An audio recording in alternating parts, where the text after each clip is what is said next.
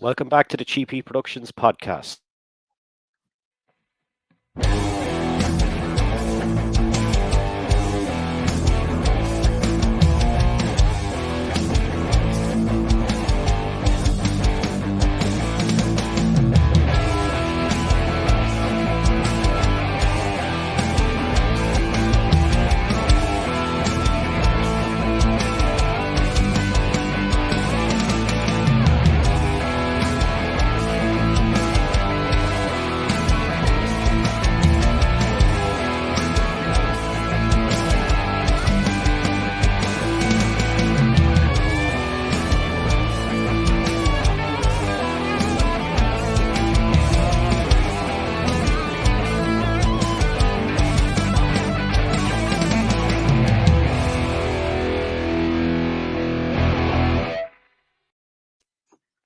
Okay, welcome back to the show. And today I've got two great guests. It's Erich and Becky from the band Dystopica. How are you guys doing today?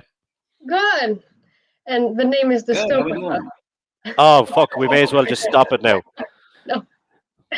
Sorry. We're Dystopica. good. Dystopica. Yes.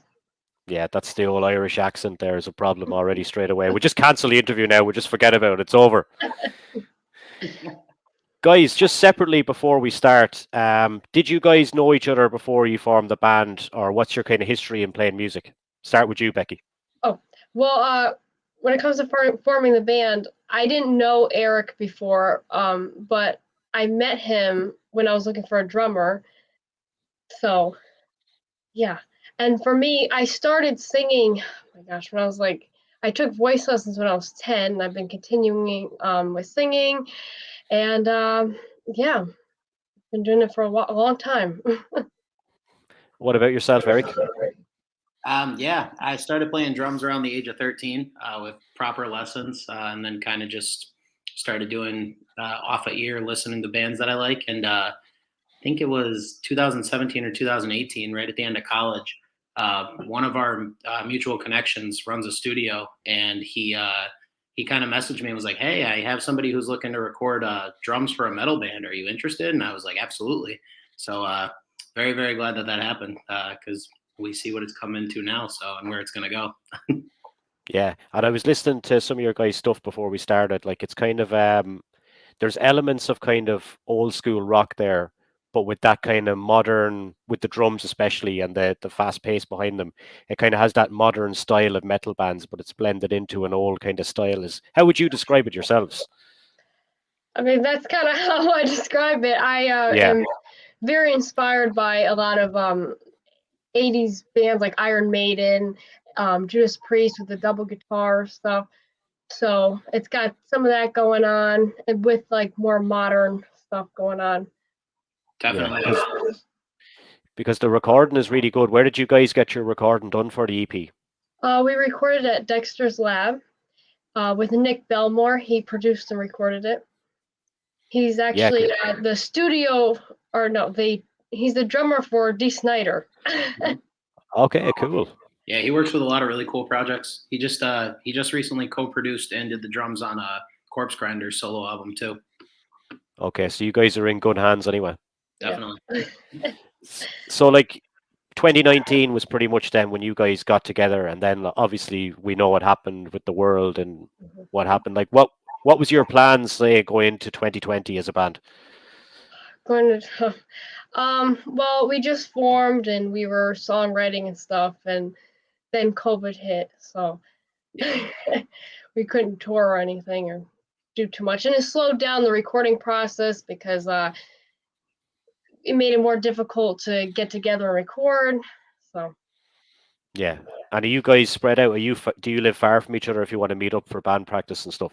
No, but Rob, he lives a little farther. Yeah, Rob's out in New York. We're over in Connecticut. It's about like maybe 40 minutes for me to go to the studio and stuff, but Rob's got a little bit more of a hike. Yeah.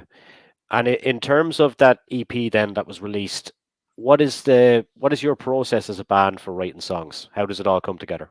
So I'm the main songwriter. I write everything, and actually use MuseScore. I write all the tab and stuff.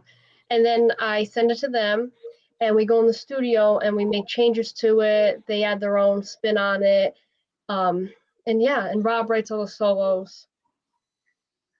Yeah, because there's some cracking solos in those songs as well. Yeah, he is. He's very good at what he does. Yeah. Oh, yeah. What do you think? We'll just touch on solos for a second there, because obviously back in the 80s and stuff like that, and even in the 70s and the early 90s, like there was a lot of solos in songs.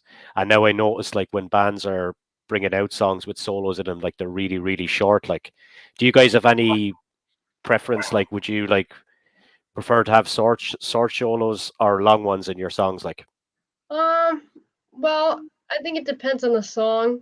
Yeah. Right now we have some like average length ones.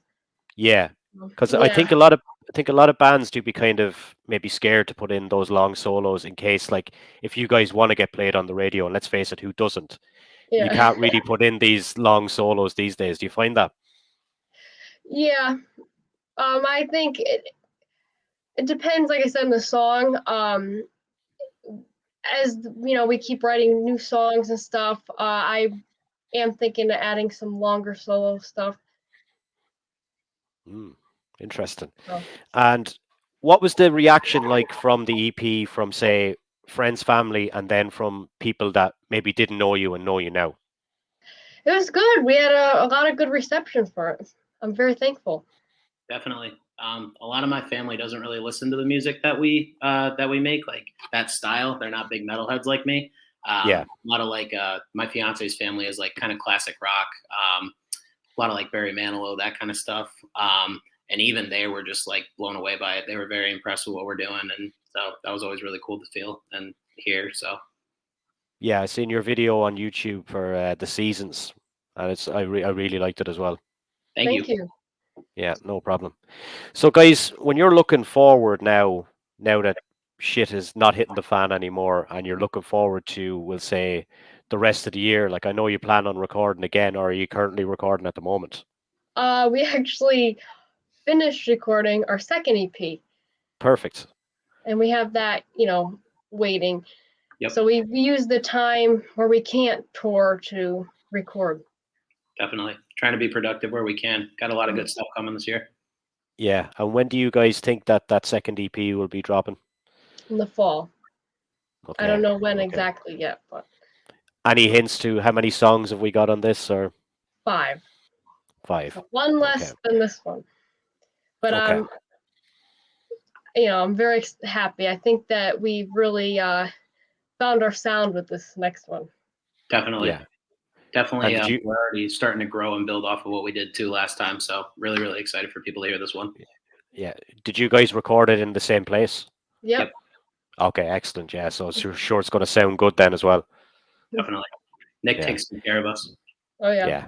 In terms of getting on the road, like, I was in America last week, and I was seeing a couple of bands playing in Dallas, and in Amplified Live down there is a great outdoor venue. Like, America is so huge. Like, do you guys plan on touring like all of America, or have you thought about that yet? We're going to start local. Mm-hmm. Yeah. And we'll see from there. How local is local in Connecticut? Because I was in Texas last week, and that's 10 times the size of Ireland. I say like Connecticut, Massachusetts, New York, places in that vicinity. Yeah. And in terms of, like, is that going to coincide then when you drop this second EP? Yeah, we will be doing songs from both EPs when we start going live. Yeah. And will there be another music video from the second EP? Yes, there'll actually be 2 music videos. Okay, is that all top secret, or can we talk about these things? We can talk about them a little bit. Okay, so have you recorded any of the music videos, or is it just kind of in preparation? One has been recorded. Okay. What can we expect? With that song, it's kind of like the Season sort of like vibe. A little heavier, maybe. Yeah. Yeah, there's definitely some heavier moments in there, I'd say. I tell you what, guys, you're not giving much away at all. It's all top secret stuff. It might be a little more in your face than the Seasons, but in the best kind of way. So I think people are really locked onto this one. So it could be a little bit heavier, is that what you're saying? Yeah. Yeah. And like over in the States, like it's so diverse, I find, with music over there, but bands like are always touring. Like, how do you find or try to find your niche in a industry that's so top heavy over there? I just, we just do what we love. The music that we, like I was inspired by, a lot of 80s bands, like I said, and Yeah. a lot of other bands. So I kind of combined the different styles together and create our sound. Yeah. And what about yourself, Erich? What was your influences? Definitely. I have a lot of classic influences just through my father. He was always really big into like classic metal, classic hard rock, that kind of stuff. So I was raised on that. And then I listen to a lot of modern music on my own. I'm pretty much discovering a different band every day if I can, depending on the genre. I listen to a lot of different genres too. So I think that kind of helps create my drumming style. But yeah, I think it's just really important to, there's a reason you started listening to music when you were younger in the first place, and a reason that you kind of latch onto the genres you do. So I think it's important to keep that like in your daily rotation, but also keep an open mind, see what's going on in the industry, see what elements you like, what you don't, and then just be original. Just set yourself aside from others while kind of tying in those classic elements too. Okay, quick fire question for each of you. I'll start with you, Becky. Who's your favorite band ever? Iron Maiden. Okay, Erich? Of all time, if I had to pick, it's a tough one. I always roll with like a top three. But if I had to, my true number one favorite band is 4 Year Strong. Okay. But yeah, so you guys have like kind of different influences then that you kind of have to mirror together in the band, which always kind of works well, I think, as well. Yeah. If you guys are looking at 2022 now and looking at the rest of the year, what is the plan? To release new music and tour, do some shows. Yeah. Definitely excited for, like I said, for people to hear the new music, but I really want to start playing live shows again. Yeah.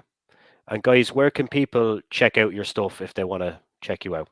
I will put all the links in the video below as well. Yeah, you can check it out on Spotify, Apple Music, iTunes, Amazon Music.